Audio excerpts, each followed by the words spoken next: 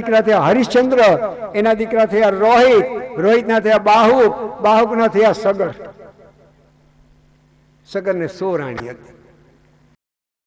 એ સગર રાજા એ જન્મ કેવી રીતે? સગરની માતા ગર્ભવતી બની ને બરાબર એના પતિ ગુજરી ગયા. એટલે એ બાહુકની પત્ની અને સગરની માતા ઔર ઋષિના આશ્રમમાં આવ્યા. ઔર ઋષિને ખબર પડી કે આના ઉદરમાં બાળક છે, એટલે એની શોક્યો ને બીજી રાણી એને ઝેર પાઈ દીધું છે.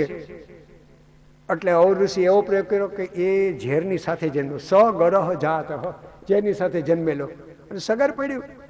એ સગર રાજા એને 2 પત્નીઓ હતી. એકથી એક દીકરો થયો અસમંજસ અને બીજીથી 60,000 દીકરાઓ થયા. એ સગર રાજાએ ઇન્દ્ર બનવા માટે 99 અશ્વમેધ યજ્ઞ કરીને 100મો અશ્વમેધ કરતા હતા. એવાની અંદર ઇન્દ્ર એનો ઘોડો ચોરી અને કપિલ ઋષિના આશ્રમમાં બાંધી દીધો. અસમંજસ છે, એને એક દીકરાને જન્મ આપ્યો. અંશુમાન થયો, બાપુજીને પગે લાગી સગરને અને જંગલમાં તપ કરવા નીકળી ગયો. અને પછી બીજી રાણીના જે 60,000 દીકરાઓ હતા ને એને ઘોડો ગોતવા માટે મોકલ્યા. કપિલના આશ્રમમાં આવ્યા અને ઘોડો મળ્યો. કપિલના થોડાક અપમાન કર્યું અને નેત્ર ખોલી અને દ્રષ્ટિ કરી તો 60,000 બળીને ભસ્મ થયા. પછી પેલી રાણીનો દીકરો જે અસમંજસ હતો ને એનાથી દીકરો થયો તો અંશુમાન, એને મોકલ્યો. અને અંશુમાન એ ઘોડાને લાવ્યો અને પછી કપિલને પૂછતો આવ્યો કે તમારી 3 પેઢી તપ કરે, ગંગા ધરતી પર આવે તો તમારા કાકાનું કલ્યાણ થાય. બાપુજીને આવીને ઘોડો આપ્યો અને પછી અંશુમાને બાપુજીના મોઢામાં પાણી આપ્યું કે મારા કાકાઓનો ઉદ્ધાર કરીશ. અને સગરનો દેહ છૂટી ગયો. અંશુમાન તપ કરવા ગયો, હિમાલયમાં દેહ પડી ગયો ગંગા આવીને. એનો દીકરો દિલીપ ગયો, તપ કરીને ગંગા આવીને. એના દીકરા ભગીરથે તપ કર્યું અને ગંગા પ્રસન્ન થઈ. માગો માગો કે ધરતી ઉપર પધારો, મારો વેગ કોણ ઝીલે? એટલે ભગીરથે શિવજી મહારાજની તપશ્ચર્યા કરીને શિવ પધાર્યા. જટા જૂઠ ફેલાવી દીધો. ગંગાને થયું કે આ બાવાજીને લઈને પાતાળમાં નીકળી જાઉં, પણ મસ્તકને સ્પર્શ થયો ને જટા બાંધી લીધી. અને પછી શિવ બોલ્યા કે ગંગા અભિમાન છોડો તો બહાર કાઢ્યું. અને અભિમાનનો ત્યાગ કર્યો. સહેજ ગંગા બહાર નીકળ્યા. આગળ ભગીરથ ને પાછળ ગંગા, એનું નામ ભાગીરથી. છેક કલકત્તા આગળ કપિલના આશ્રમ આગળ જ્યાં 60,000 પોતાના પિતરો મર્યા છે ત્યાંથી ગંગા પૂરપાટ વેગથી દોડતી દોડતી સાગરને મળી અને 60,000 વિમાન પ્રગટ થયા ને પિતૃલોકમાં ગયા. એ ભગીરથને જે દીકરો થયો એ દીકરો એનું નામ શ્રુત. અને એ જે શ્રુત થયા એના આગળ દીકરા થયા એની દિવ્ય અલૌકિક કથા છે.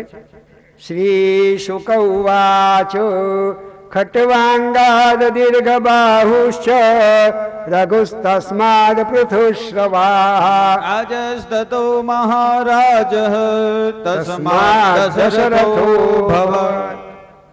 એના ખટવાંગ થયા. ખટવાંગના દીર્ઘ બાહુ, એના રઘુ, એના અજ અને એના થયા દશરથ. ત્યાં સુધી આપણે પહોંચવું જોઈએ. બરાબર. અને રામ એ તો વિસામો છે ને, વિસામે તો પૂગવું જ પડે. એ બધાનો આરામ છે.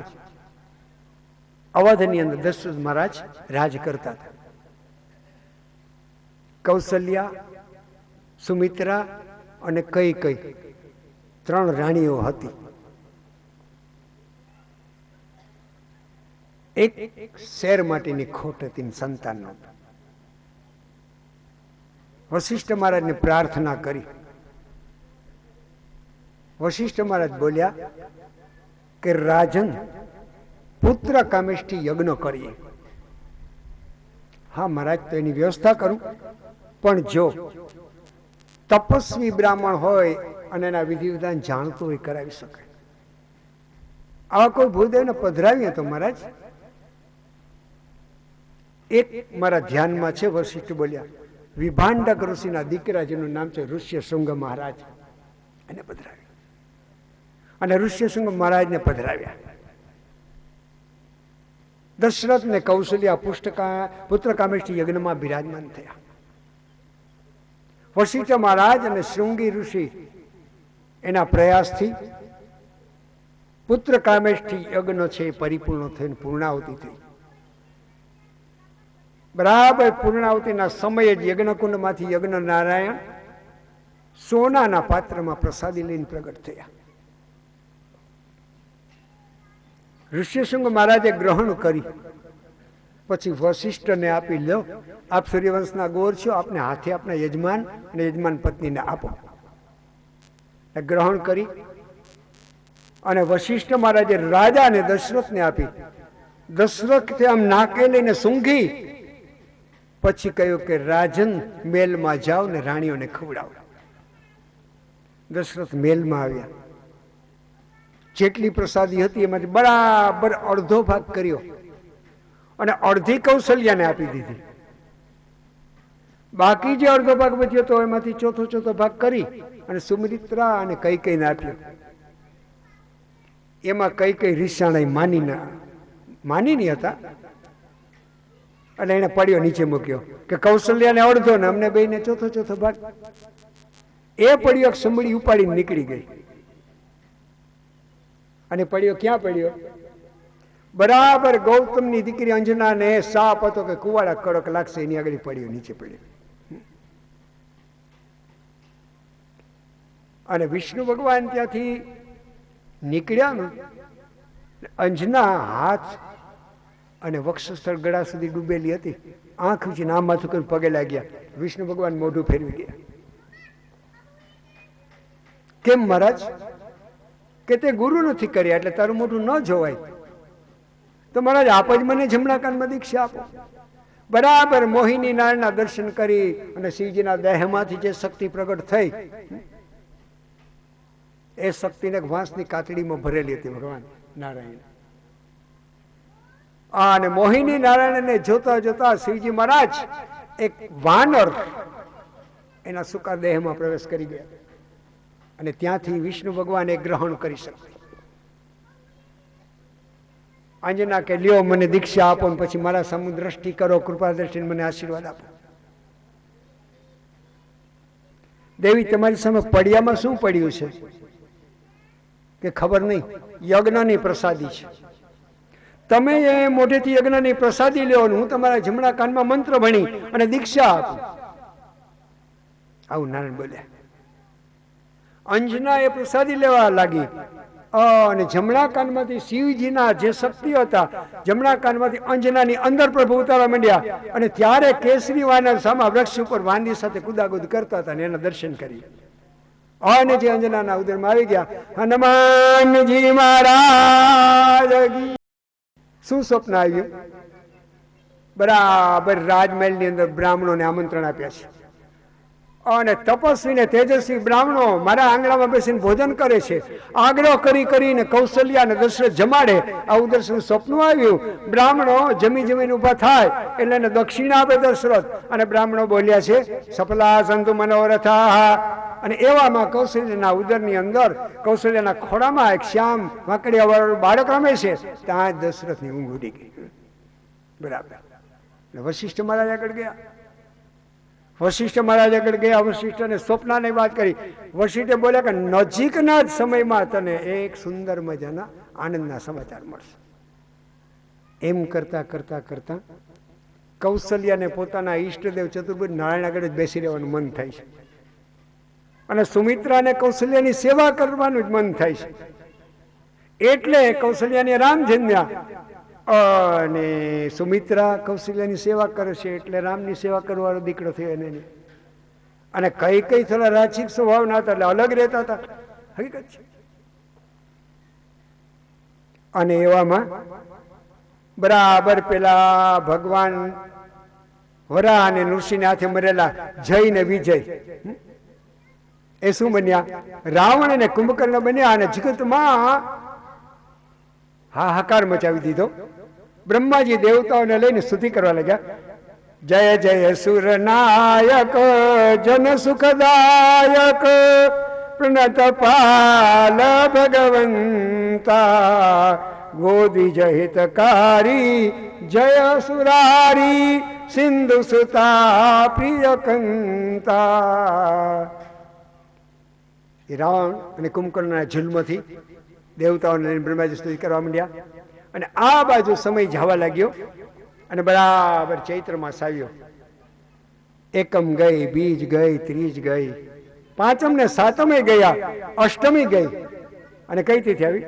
નવમી તિથિ મધુમાસ પુનીતા શુક્લ પક્ષય અભિજીત હરિપ્રીતા પાવન કાલ લોક વિશ્રામા. બરાબર નવમી તિથિ મધુમાસ, પણ મધુમાસ એટલે ચૈત્ર મહિનો, નવમી તિથિ. અને સૂર્યનારાયણ બરાબર મધ્ય આકાશે પ્રગટ થયા. બરાબર મધ્ય આકાશે, મધ્ય આકાશે પ્રગટ થયા અને આમ અટકી ગયા. રામાયણમાં લખ્યું છે કે મારા વંશમાં પ્રગટ થયા પ્રભુ, હું ધનભાગ છું, ત્યાંથી ખસવાનું મન નથી થતું. 1 મહિનો સુધી સૂર્યને દર્શન આપ્યા છે, એવું ભાગવતમાં લખ્યું, એવું રામાયણમાં લખ્યું છે. અને પછી કૌશલ્યાના આગળ એક દિવ્ય અલૌકિક પ્રકાશ પ્રગટ થયો. ચતુર્ભુજ નારાયણ પ્રગટ થયા અને કૌશલ્યા સ્તુતિ કરવા લાગ્યા. ભય પ્રગટ કૃપાલા દીન દયાલા કૌશલ્યા હિતકારી હર્ષિત મહતારી મુનિ મનહારી અદ્ભુત રૂપ વિચારી લોચન વિરામા તનુ ઘન શ્યામા નિજ આયુધ ભુજ ચારી ભૂષણ વન માલા નયન વિશાલા શોભા સિંધુ ખરારી કહ દુઈ કર જોરી અસ્તુતિ તોરે કેહ વિધિ કરો અનંતા માયા ગુણ જ્ઞાના તીતયમાના વેદ પુરાણ ભનંતા કરુણા સુખ સાગર સબ ગુણ આગર જે ગાવહી શ્રુતિ સંતા સો મમ હિત લાગે જન અનુરાગે ભયહુ પ્રકટ શ્રીકંતા. સ્તુતિ કરી અને એમાં શું કે છે? અદ્ભુત રૂપ વિચારી આયુજ ભુજ ચારી. 4 હાથવાળા જન્મા ને એટલે કૌશલ્યા કે જો મનુને શત્રુપાત અને જ્યારે તપશ્ચર્યા કરીને ગોઠણ સુધી લાંબા હાથ ને ધનુષ ને બાણ ધારણ કરવાના 2 ભુજાવાળા જોયા હતા. અને આપણે તો તપશ્ચર્યા કરી ત્યારે આવી શરત હતી પ્રભુ, અને 4 હાથવાળા થઈને કેમ પ્રગટ થયા? અને લખ્યું છે કે એ જ વખતે નાનકડા બાળ રામ બની ગયા અને રોદન ઠાના. નાનકડું બાળક રોય ને એમ રોવા માંડ્યા. દશરથ મહારાજને સમાચાર મળ્યા અને ભૂમિના ને ગાયોનું દાન કરવા માંડ્યા. કૌશલ્યાની દાસીને એક સાચો હાર આપી દીધો. જો એમાંથી નખો નીકળી ગયો. જેટલા જેટલા ભાઈઓ સાથે રહેતા હોય એ બધાયના નોકડા ચાકડાને સાચવવા જોયો. અને એ જ કૌશલ્યાની દાસી મેલમાં ઉપર જઈ અને ચડી ગઈ. આ બાજુ કઈ કઈની દાસી મંથરા ઉપર ચડીને એટલે કૌશલ્યાની દાસી અંગૂઠો બતાવ્યો, એટલે રાજમાતા થઈને એટલે મને હાર મળ્યો. અને પછી નખો નીકળી ગયું, બધાને ખબર છે. આવો આનંદ થયો દશરથ મહારાજને. અને ભગવાન રામજી જન્મ્યા. હવે બરાબર એક જ ચોપાઈ બોલી અને આજની કથાને વિરામ આપીએ. વિપ્રધેનુ સુર સંતહિત લીન મનોજય અવતાર નિજ ઈચ્છા નિર્મિત તનુ માયા ગુણ ગોપાલ સિયાવર રામચંદ્ર ભગવાન જય. અને એક દિવ્ય અલૌકિક 2 વાક્યમાં વર્ણન કરી અને એક વધારે બોલવા માટે રાજુભાઈને સોંપી દઉં. બરાબર આવે વખતે આકાશની અંદર દેવતાઓ પ્રગટ થયા, જય જય કરવા લાગ્યા, પુષ્પની વૃષ્ટિ થવા લાગી, અપ્સરાઓ નૃત્ય કરવા લાગી, ગંધર્વો ગીત ગાવા લાગ્યા અને દેવતાઓ શું સ્તુતિ કરવા લાગ્યા?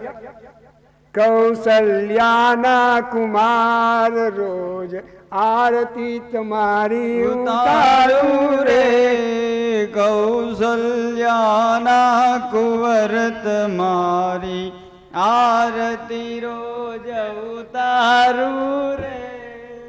રોજ સવારે વહેલા ઉઠી પાવ પખારું રે, કૌશલ્યાના કુંવર તમારી આરતી રોજ ઉતારું રે.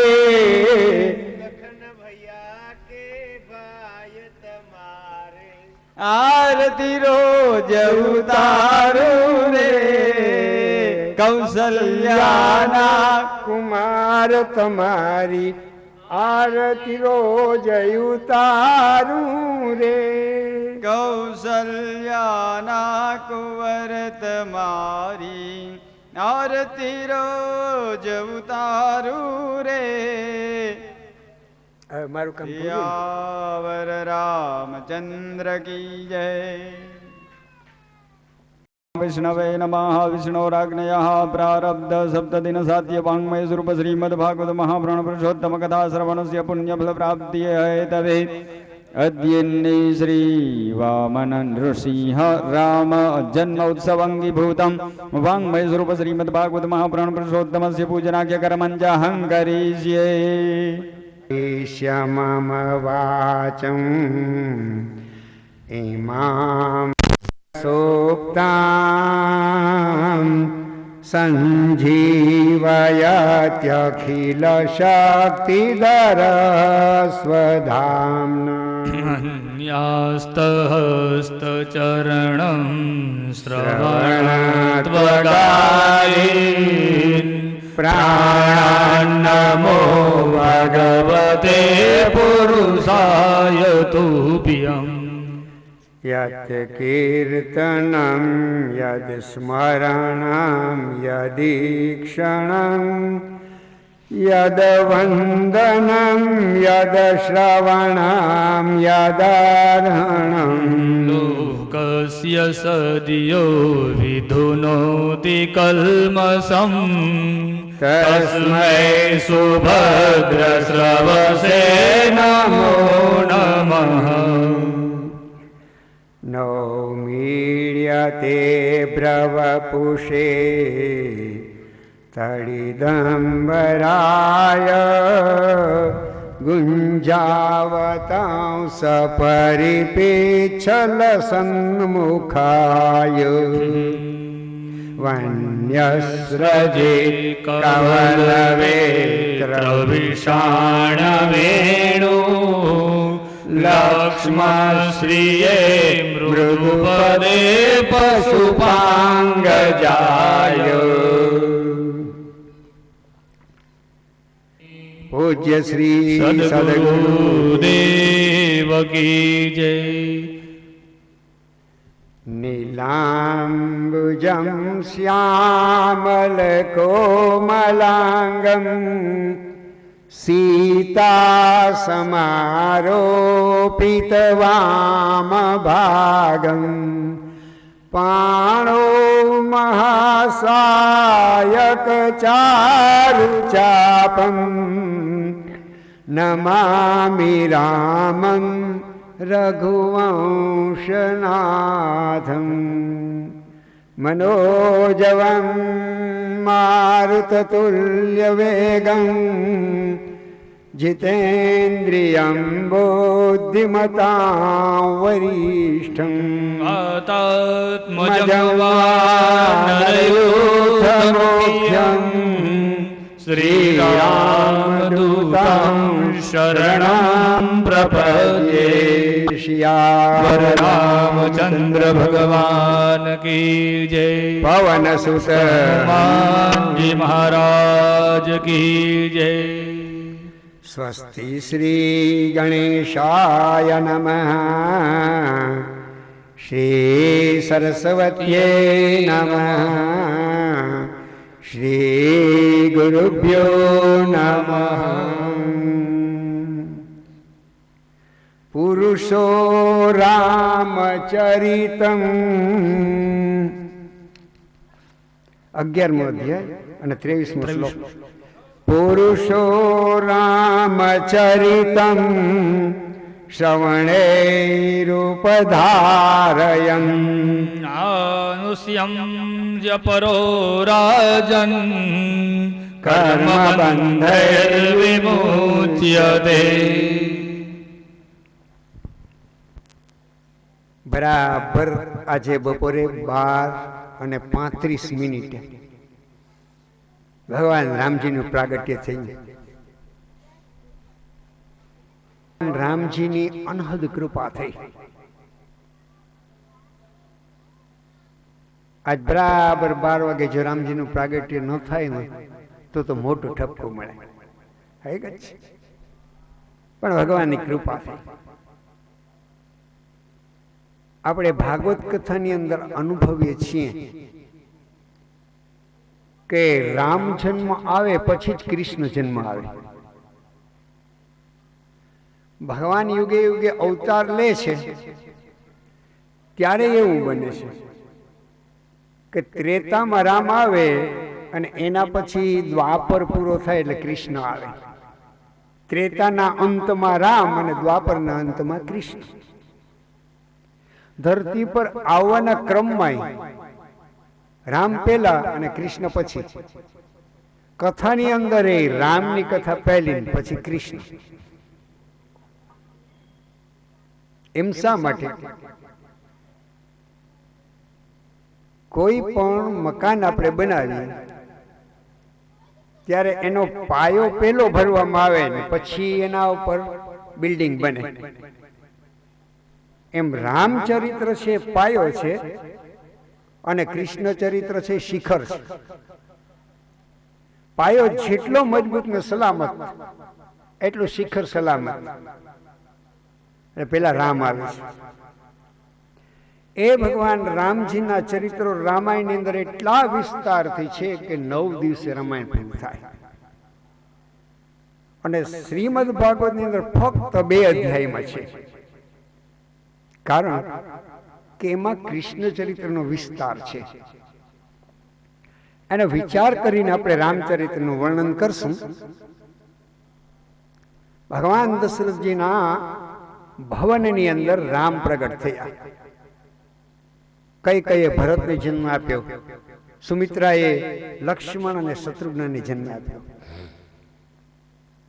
વશિષ્ઠ મહારાજે નામકરણ વિધિ કરે છે. જેના સ્વરૂપનું ધ્યાન કરતા કરતા એમાં મોટા મોટા યોગીઓ રમશે એટલે આનું નામ રાખો રામ. જે રણ મેદાનમાં મોટા મોટા રાક્ષસોને રમાડશે માટે આનું નામ રાખો રામ. ભગવાનના પ્રેમથી આ પુત્ર જગતને ભરી દેશે માટે આનું નામ રાખો ભરત. લક્ષણોની અંદર આ પુત્ર શ્રેષ્ઠ થશે માટે એનું નામ રાખો લક્ષ્મણ. અને શત્રુઓને મારવાની અંદર આ પુત્ર કુશળ થશે એનું નામ રાખો શત્રુઘ્ન. નામકરણ વિધિ ચારેને કરે છે. પછી ભગવાન રામજીના યજ્ઞોપવિતના દિવ્ય પ્રસંગ આવે છે. વશિષ્ઠ મહારાજને ત્યાં વિદ્યાભ્યાસ કરે છે, એના સુંદર પ્રસંગ આવે છે. પણ રામજીના ચરિત્રની શરૂઆત ક્યાંથી થાય? કૃષ્ણના ચરિત્રની બાળપણથી શરૂઆત થાય છે. અને રામના ચરિત્રની શરૂઆત થઈ વિશ્વામિત્ર પધરાવવા આવે ત્યારથી. બિહારની અંદર આજે વિશ્વામિત્રના આશ્રમ છે જેનું નામ છે સિદ્ધાશ્રમ. મહારાજ ત્યાં યજ્ઞ કરતા હતા અને સુબાહુને મારી જેવા રાક્ષસો અંદર હાટકા નાખીને અપવિત્ર કરી વિઘ્ન કરતા હતા. વિશ્વામિત્ર મહારાજે વિચાર્યું કે યજ્ઞનું રક્ષણ કરે એવા કોઈ બહાદુર ક્ષત્રિયના પુત્ર ખરા? આંખ વીંચીને ધ્યાન કર્યું ને એને સમજાઈ ગયું. અને તુલસીદાસજી મહારાજ ચોપાઈ લાગે છે. ગાધિ તનય મન ચિંતા વ્યાપી, ગાધિ તનય મન ચિંતા વ્યાપી, હરિ બિનુ મરહી નહીં નિશિચર કઠોરા. હરિ બિનુ મરહી નહીં નિશિચર કઠોરા. એ હરિ તો પ્રગટ થઈ ગયા છે અને રામ લક્ષ્મણને પધરાવવા માટે અવધમાં પધાર્યા છે. દશરથજીનું મન માનતું નથી. પોતાના ગુરુ વશિષ્ઠ મહારાજને બોલાવ્યા અને વશિષ્ઠે નિર્ણય આપ્યો કે તું તારા કલ્યાણ ઈચ્છો રામ ને લક્ષ્મણ વિશ્વામિત્રને આપી દે. વિશ્વામિત્ર મહારાજ રામ લક્ષ્મણને પધરાવી અને પોતાના આશ્રમ તરફ જાય છે. સરયુને પાર કર્યા પછી કેટલું ચાલ્યા પછી બે રસ્તા જુદા પડે છે. રામ આ રસ્તેથી આપણા આશ્રમમાં જવાય ને આ રસ્તેથી જવાય. આ રસ્તો મોટો છે ને આ રસ્તો નાનો છે. તો ગુરુજી નાના રસ્તેથી જવાય એમ જ કરાય, પણ રામ એમાં મોટું જોખમ છે. અહીંયા જંગલમાં એક ભયંકર રાક્ષસી રહે છે. અરે ગુરુજી, નિશાચરોના સંહાર માટે તમારા સૂર્યવંશીઓના જન્મ છે અને વન પ્રદેશમાંથી પસાર થાય છે. તુલસીદાસજી મારે સુંદર લખ્યું છે. અને શું અનુભવ થયો? પેલી ભયંકર રાક્ષસી તાડિકા વનમાં રહેતી હતી, મોટો પર્વત લઈને આવી, જે માનવ નીકળે એનો સંહાર કરી જાય. અને રામજી આમ નજર કરી. તુલસીદાસજી મારે શું લખ્યું? એક હી બાણ પ્રાણ હરલીના દીન જાની તે નિજ પદ દીના. એક જ બાણ માર્યું ને પ્રાણ હરી લીધો. પણ દીન એટલે લાચાર જીવડો જાણી અને પોતાના ધામમાં એને વાસ આપ્યો. સિદ્ધાશ્રમની અંદર બાળકોને પધરાવ્યા છે. યજ્ઞના શુભ દિવસ આવ્યા. બ્રાહ્મણોની સાથે વિશ્વામિત્ર મહારાજ યજ્ઞ કરવા માટે યજ્ઞ શાળામાં બેસી ગયા. રામ યજ્ઞનું રક્ષણ કરે ને લક્ષ્મણ રામનું રક્ષણ કરે. પેલો મારી ચાવ્યો અને ફણાવીનાનું એક બાણ માર્યું 100 યોજન દૂર, એને સાગરની પેલી પાર રાવણભાઈના લંકામાં ફેંકી દીધી. અને સુબાહુને માર્યો છે. યજ્ઞ પૂરું થયું અને રજા નથી આપતા મહારાજ. લક્ષ્મણ ઉતાવળ કરે. એમાં જનકપુરથી કંકોત્રી આવી કે બેટા હજુ આપણે જનકપુરી જવું જોશે. અને જનકપુરીની યાત્રા શરૂ કરી. રસ્તામાં ગંગા આવ્યા અને ગંગાજીનું મહાત્મ્ય સંભળાવ્યું. રામ તમારા વડવાની 3 પેઢી અંશુમાન, દિલીપ અને ભગીરથની તપશ્ચર્યાથી આ ગંગા નીચે પધાર્યા છે. એની દિવ્ય કથા કરી. અને પછી સામો રસ્તો લીધો. એક વેર વિખે ઝૂંપડા જેવું આશ્રમ જેવું આવ્યું કે મહારાજ અહીં કોઈનો આશ્રમ છે? રામે પૂછ્યું. વિશ્વામિત્ર કે બેટા છે નહીં પણ હતો. અને ગૌતમ ઋષિના આશ્રમની વાત કરી. ઋષિના સાપથી જે અહલ્યા પથ્થર બનીને પડી છે એની વાત કરી. ક્યાં છે એ નારી જે પથ્થર થઈને પડેલી છે? બસ રામ, હવે જેના ઉપર તમે પગ મૂકશો. અને પછી અહલ્યાની મુક્તિ કરી છે. અહલ્યાએ સુંદર સ્તુતિ કરી છે. હિમાલયમાંથી ગૌતમજી આવ્યા છે. ત્યાંથી આગળ વધતે જનકપુરીમાં લાવ્યા. બાર આંબાવાડીમાં મુકામ કર્યું. જનકજી આવીને મળી ગયા અને હાથ જોડીને વિશ્વામિત્રને પૂછ્યું કે આ કોઈ ઋષિઓના બાળકો છે કે ક્ષત્રિયોના બાળકો છે? મને તો પરબ્રહ્મ જેવા લાગે છે. અને વિશ્વામિત્રે રામને ઈશારો કર્યો કે તમે પ્રગટ નહીં થશો. બીજે દિવસ સવારે મહારાજે પૂજા માટે ફૂલ ને તુલસી લેવા માટે રામને મોકલ્યા. રામ લક્ષ્મણ બારોબાર બગીચામાં ફૂલ અને તુલસી લેવા જાય. એ જ વખતે સીતાજી સખી સાથે ત્યાં પાર્વતીનું પૂજન કરવા આવ્યા. બહેનો અને દીકરીઓ માટે ઉત્તમમાં ઉત્તમ કોઈ વ્રત અને પૂજન હોય તો પાર્વતીનું. એનો સૌભાગ્ય અખંડ છે. શિવજી કોઈ દિન જન્મ લેતા નથી, દેહનો ત્યાગ કરતા નથી. રામા અવતારમાં સીતાએ પાર્વતીની પૂજા કરી તો રામ મળી ગયા. કૃષ્ણ અવતારમાં રૂકમણીએ પાર્વતીની પૂજા કરી તો એને કૃષ્ણ મળી ગયા. અને રામ ને લક્ષ્મણ ફૂલ અને તુલસી છૂટે છે. જગજનની સીતાજી એક સુંદર મજાની ટેકરી છે. પગથિયા ચડીને ઉપર ગયા અને જગદંબાનું સુંદર નાનકડું મંદિર છે. સ્વસંતાન યુતામ શિવામ, પોતાના બે પુત્ર કાર્તિક અને ગણપતિને સાથે બેઠેલા છે જગદંબા. હવે સુંદર માના મૂર્તિ છે. અને સીતાજીએ ચરણોની પૂજા કરી, પછી ભ્રુકુંડીની પૂજા કરી, પુષ્પ ચડાવ્યા, હાર પહેરાવ્યો અને માથું નમાવ્યું. એકી સાથે સીતાજીના ડાબા અંગ ફરકવા લાગ્યા. વાયુ દેવતાઓ આવવા લાગ્યા. માં જગદંબાના મસ્તક ઉપરથી પુષ્પ ઉડી ઉડીને સીતામાંથી પડવા લાગ્યા અને શુકન થયું. અને સીતાએ સ્તુતિ કરી છે, જય જય ગિરિવર રાજ કિશોરી, જય મહેશ મુખ ચંદ્ર ચકોરી. જય જય ગિરિવર રાજ કિશોરી, જય મહેશ મુખ ચંદ્ર ચકોરી, જય ગજાનન સડબદન માતા. કઈ સ્તુતિ કરી છે. આવા પ્રસંગ આવે એમ થાય કે રામાયણમાં ખોઈ જાય. પછી એમ થાય કે હવે કનૈયાને જે પધરાય કનૈયાના ચરિત્રનું વર્ણન કરીએ. વિચાર કરો, ભગવાનના કયા ચરિત્ર આપણે છોડી દઈએ. ઈમાનદારી પૂર્વક જો કોઈ બ્રાહ્મણ વાંચતો હશે ને, એને કોઈ પ્રસંગ છોડવાનું મન નહીં થાય. અને એ જ સખ્યો સાથે સીતાજી નીચે ઉતર્યા. સીતાની નજર રામ ઉપર ગઈ ને રામની નજર સીતા ઉપર. એવું રામાયણમાં લખ્યું છે. અને રામ ને લક્ષ્મણ ફૂલ અને તુલસી લઈ વિશ્વામિત્ર આગળ આવ્યા. વિશ્વામિત્ર આગળ આવીને શું બોલ્યા, કેટલા ભોળા છે રામ. ગુરુજી, જે બગીચામાં ફૂલ અને તુલસી લેવા અમને મોકલ્યા ને, ત્યાં સીતાના દર્શન થયા. વિશ્વામિત્ર હસવા માંડ્યા કે બેટા એટલા માટે તો તને મોકલ્યો છે. અને જનકજી એના સેવકો આમંત્રણ આપી ગયા કે આવતીકાલે સીતાજીનો સ્વયંવર છે, બે બાળકોને લઈને પધારો.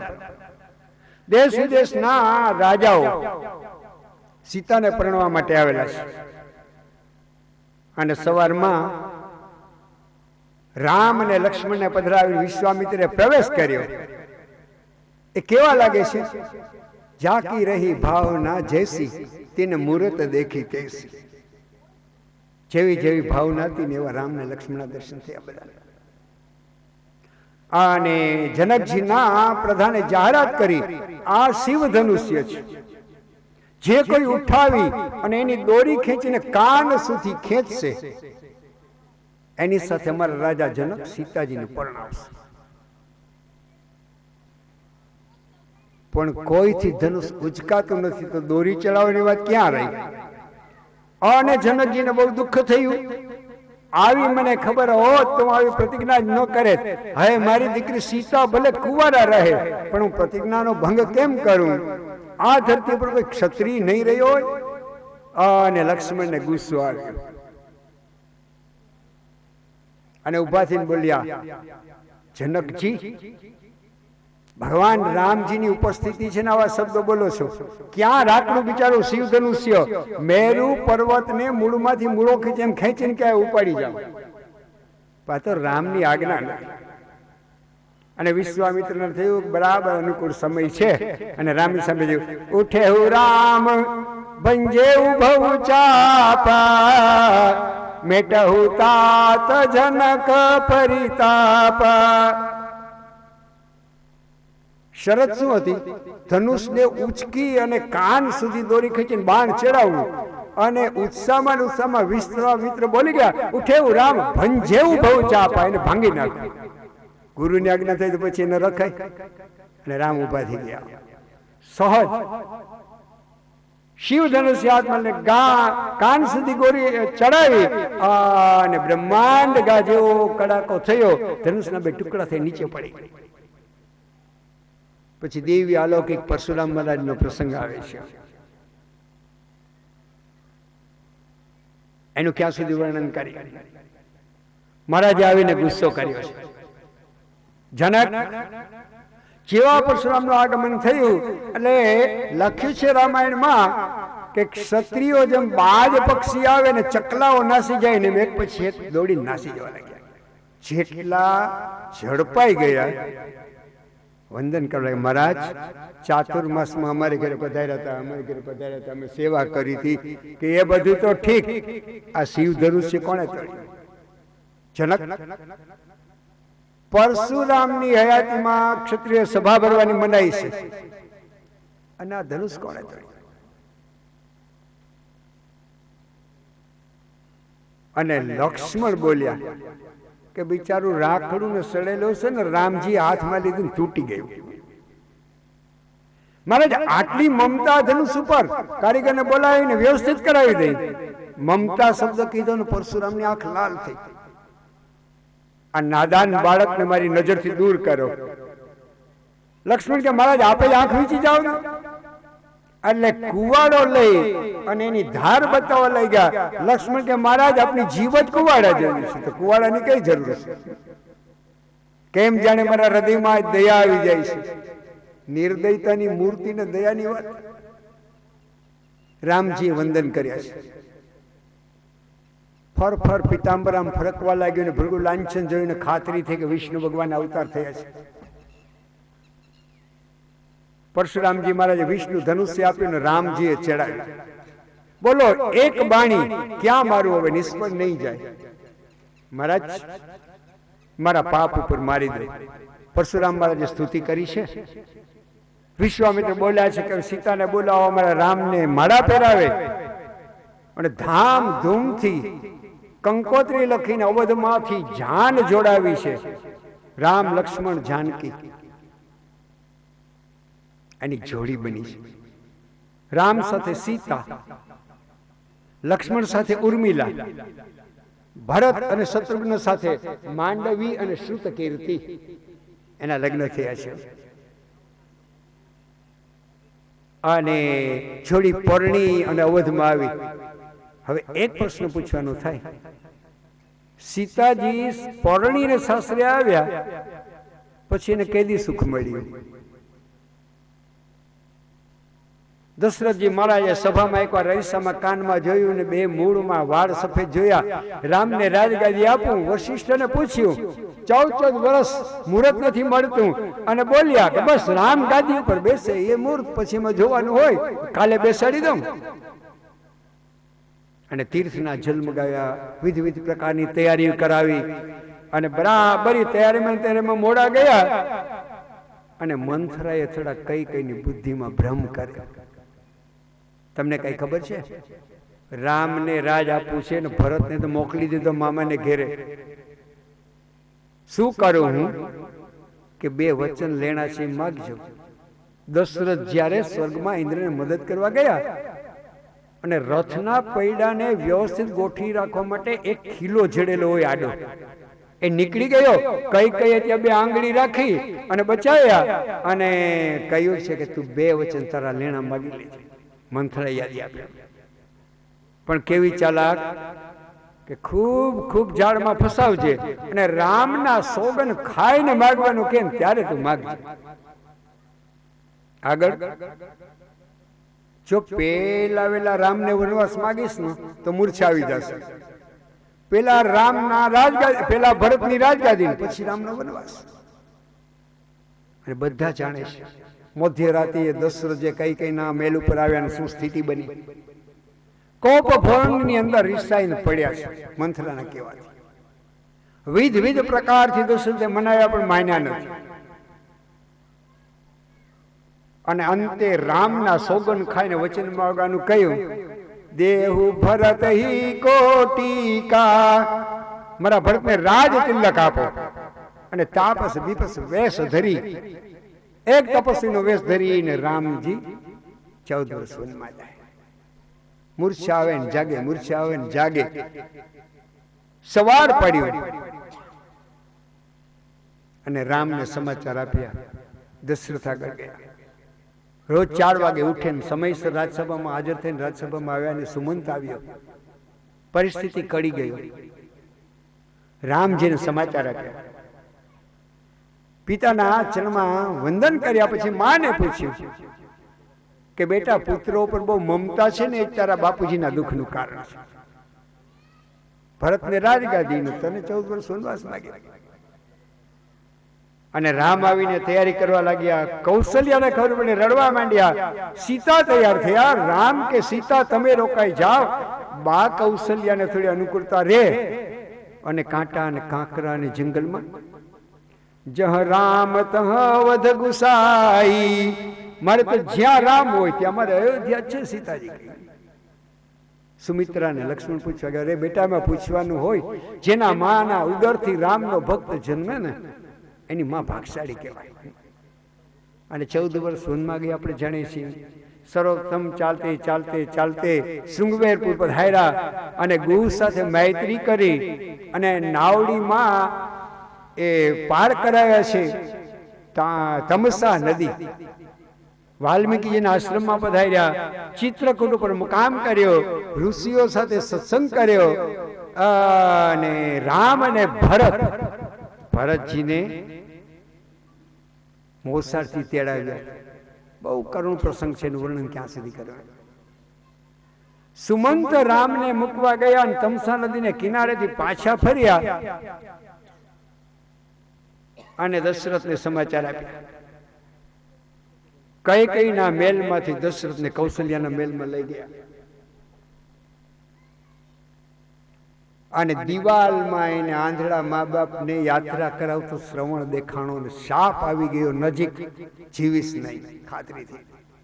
પતિ શું જોવો છો કે દિવાલમાં મને શ્રવણના આંધળા મા બાપ દેખાય છે અને કહી રામ આપણે જાણીએ છીએ. કોઈ આપને મળે તો રામ રામ કરીએ, એમ 3 વખત રામ રામ બોલ્યા, 6 વાર રામનું નામ લઈ અને સૂર્યવંશનો સૂર્ય અસ્ત પામી ગયા. કૌશલ્યા રડવા લાગ્યા, સુમિત્રા આવી. ભરત અને શત્રુઘ્નને તત્કાલ મામાને ઘરેથી તેડાવવામાં આવ્યા. કૈકેયીના મહેલ ઉપર ભરત ગયો, મા બહાર આવી એનું સ્વાગત કરવા માટે. આમ સ્વાગતના બધી સામગ્રી થાળીમાં ગોઠવી છે, પણ સામે નજર કરી ભરે તો ભ્રુકુટીમાં ચાંદલો નથી અને વિધવાના કપડા પહેર્યા છે. ભરત પૂછવા લાગ્યો, માં આમ કેમ બધું સુમસામ? કે બેટા તારા માટે મેં ઘણું બધું કર્યું, બીચ કછુક બીધી બિગારા. વચમાં વિધાતાએ થોડીક બાજી બગાડી અને એના પિતાના અવસરની વાત કરી. ત્યારે ભરત બોલ્યો, માં મારો જન્મ થયો ત્યારે મારા ગળાને દાબી દીધો તો સારું. અને આવું માગતા તારી જીભમાં કીડા ન પડ્યા, તારું તલવારથી મસ્તક ઉડાવી દઉં, પણ રામના ચરિત્રને કલંક લાગે. એક વાત બે કાને સાંભળી લે, આજથી તું મારી માં નથી, હું તારો પુત્ર નથી. કૌશલ્યાના મહેલમાં જોઈ ખોડામાં માથું નાખીને પોકે પોકે રડવા માંડ્યું. માં રામ વનમાં જાય ને એમાં જરાય મારો કઈ આશય હોય તો અવેડે પાણી પીવા તરસી ગયા આવે ને કોઈ હત્યા કરી નાખે, જે પાપ લાગે ને મને લાગે. માં સાંભળી લે, મલિન વિદ્યાનો પ્રયોગ કરનાર ને મરતી વખતે રૂવાડે જીવડા પડે ને, આવી મારી સ્થિતિ થાય જો રામને મેં વનવાસ આપ્યો. અરે બેટા તારા માટે આવું વિચારે ને સ્વપ્નમાં સુખ ન મળે. વશિષ્ઠ મહારાજને બોલાયા છે. બીજે દી ચિત્રકૂટ ઉપર રામજીના દર્શન કરવા જવાનું નક્કી થયું. ચતુરંગીની સેના જોડી છે. ભરત શત્રુઘ્ન સેના લઈ વશિષ્ઠ મહારાજની સાથે યાત્રા કરે છે. શૃંગવેરપુર નજીક આવ્યું અને ભીલના રાજાને શંકા પડી કે રામ સાથે યુદ્ધ કરવા જતો હશે. કોઈ વડીલે કહ્યું કે એની થોડી કસોટી કરો એટલે સમજાઈ જાય.